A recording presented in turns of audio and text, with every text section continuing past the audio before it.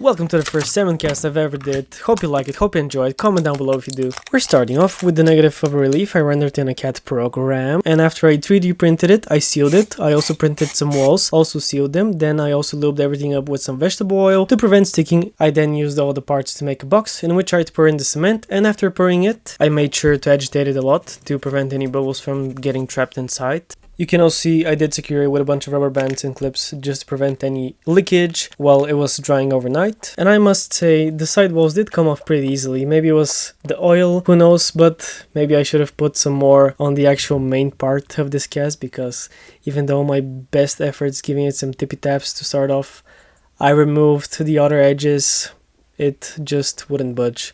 And go figure, mashing it with a base of a carving tool also didn't help. So in the end, I was left with only one choice, and that was to remove the 3D print from the cement by force.